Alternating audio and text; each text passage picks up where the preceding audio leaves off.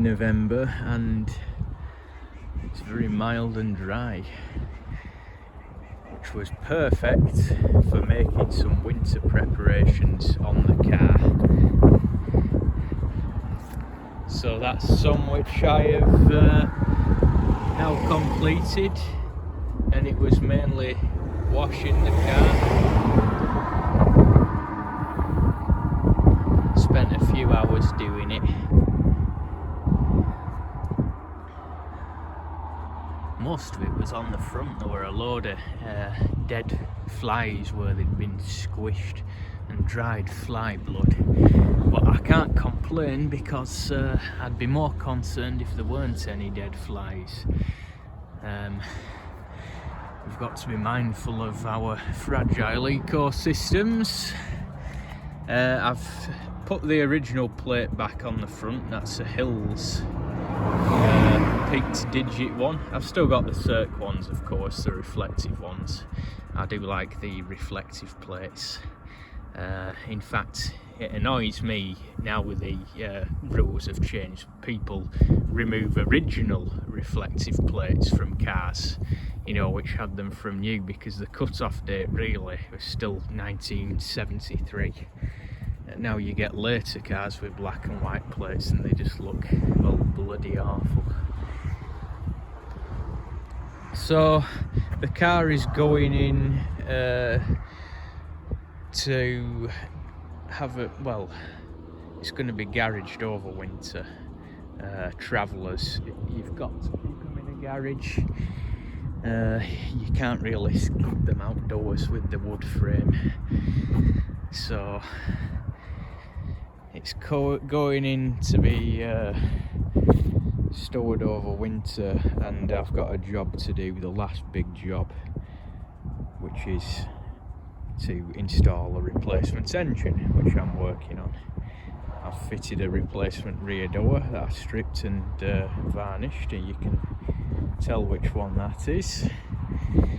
And yeah, it's looking good.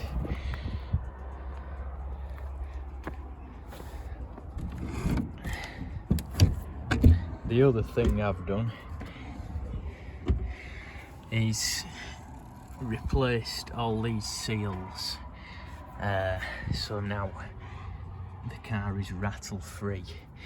And also, when you're washing a car, it's a good idea to check for any water ingress.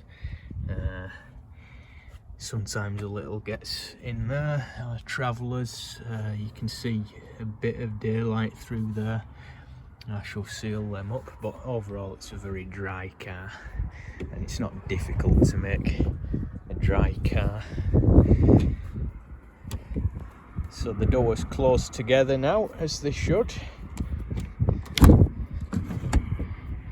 and you'll note the handle is the correct way. You see a lot of travellers with the handle the wrong way, like that way, horizontal. When it's locked shut, it should be vertical, like that. I've washed all underneath. That's a very important job, because when you wash the top of a car, you should do the underside as well. Especially on miners, where there's several rock traps, you know, around the wing here at the A post, where the wing meets the inner wing there. They've sealed this gap closed, which is good, so that means no dirt or any water can get in there and rust it away. Another rust point is here behind the headlamp, where the headlamp buckets are. Mud collects, you know, here underneath, and it acts like a sponge, and then before you know it, you've got perforation around the headlight. That's what's happened to my standard Vanguard. So yes, yeah, very important to wash underneath as well. What I do is, when I wet the top of the car, you know, before soaping it, I also spray underneath with the hose pipe as well, just to soften all the dirt and the mud. then when I've finished washing the top, I'll go round with a stiff brush underneath, and then a sponge. But some of you will have followed Hobnut, Mr. Seabrook, who tested this car prior to me restoring it, and I've been working on it since then. A few things are different. That's the proper windscreen washer button there. It's a manual plunger. I've added a reversing light, the type that was listed in the accessories catalogue for Morris Minors, so it's an officially approved one. That's a round Desmo type, and also I've got a socket there for taking things off, like parking light there, and tyre compressor as well, because there is no cigarette lighter, of course. That's my switch for the spotlight on the front, and also headlamp flasher. It's got the early version of the fresh air heater with this knob, which I always forget which position it is in for open, so hence me putting the dyno label on there. So pull for the vent is open. Not the most effective type, but that's what they did. That's what was fitted in those days. And it's also on a blower as well. So yeah, it's a deluxe version. It's got the duotone seats. I've fitted these sill guards. I've also fitted link mats, so there's a couple of things to my own specification which I've fitted. The mirror clock as well, of course, which is the wrong time because I disconnect the battery when I store the car.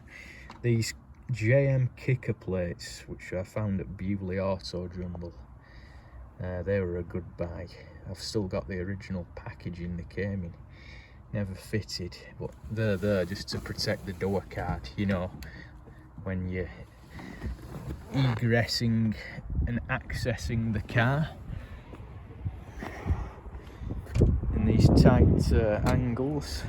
And I also fitted that Lucas red warning light there for the door edge for safety. I'm going to fit a clear puddle light as well underneath, and that's the extra switch for it, same as the interior light, because this car is going to be out going everywhere as I press it back into general service. So I want it just so. Another plan of mine is to fit a larger capacity fuel tank, because this is only 6.5 gallons, so I can extend the fuel tank and therefore the range of the car a bit, which will be very, very welcome in this day and age when filling stations are not as plentiful as they once were. So you can see the engine bay. That's the last thing left to do. This engine is the wrong type. It's 1098. Found out it was a low compression unit when I had the cylinder head off. I had to replace the head gasket because it had deep dish pistons, but it kept throwing up surprises. It really did, because I would never have thought it was low compression. It goes like a little rocket. But it's very worn. Oil is pouring out of the breathers there, as you can see. Very, very worn. In fact, it goes through so much oil that I just top it up with recycled oil. Sump oil I've drained off my other cars, so yeah, I'm all for recycling. But that's all been ripped out. I'll strip all this down and paint it. I've got some paint left over from when the body shop did the respray. Spray it all nice and tidy, and I've got the gold seal 948 which will be going in, and that's the correct engine for the car, excuse me, the 948, as this is either September or November 1962. It was the last month or so of 948 production before they went over to this larger engine. The wiring loom I'm going to get recovered. There is a firm, I think it's Auto Sparks, that does the original cloth braid, so I can send this off to them, strip this off, and keep, you know, the original wires will still be there. All they do is put a new cover on the outer. I mean, I could just bound it with black electrical tape, as many other Lucas wiring looms were, but I want things, you know, correct, which is even extended to getting the right bullet fuses, which is showing a bit of corrosion now being exposed. So yes, that's pretty much it. Final stage, engine and engine bay. I fitted replacement dampers. They were from my scrap car, which has yielded many useful parts, including the back axle and gearbox and prop shaft and doors and many other things besides. I've also been fortunate over the years to acquire a lot of good original chrome like this, and I do like this plain version of the badge. There are some which are coloured, you know, red for the ox and blue for the forward, the symbol of Oxford, which is where the car's put in. But yeah, it is nearly there now. I am very pleased with how the car is taking shape. I'm nearly there. I've got all new, you know, old stock weather strips there, which, I mean, they do hold the water, because as you can see, that's quite damp. That was from when I washed the car yesterday. The wood, that's due a strip and varnish again, needs treating again, as you have to do with the Travellers every couple of years. So that will also be done over winter. The wood has to be allowed to dry out for a few weeks or as long as possible before you treat it. There's the reversing light. As I say, that's a Desmo type, nice little unit, and listed in the official catalogue. It's my rear axle I've fitted. The old one was knackered, rusted away at the brackets there where the U-bolts go. That's another reason why it's important to wash underneath the car, hose it down, because there are various rust traps. And a new replacement Unipart exhaust with the crimped silencer there.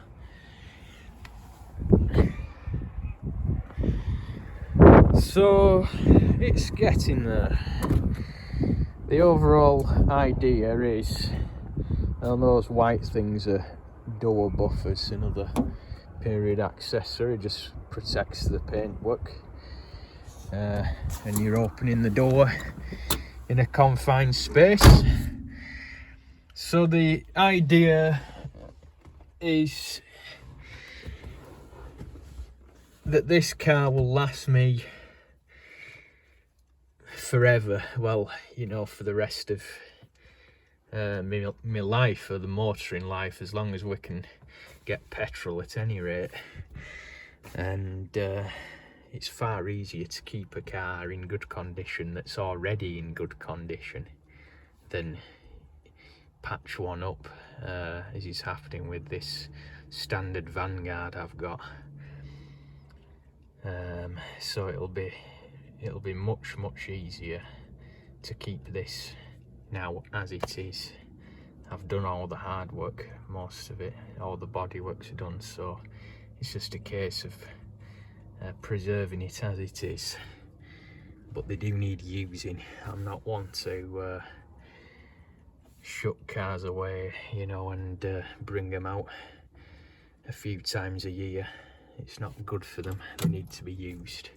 But certainly this will be off the road over winter. It's too good when they start putting salt down.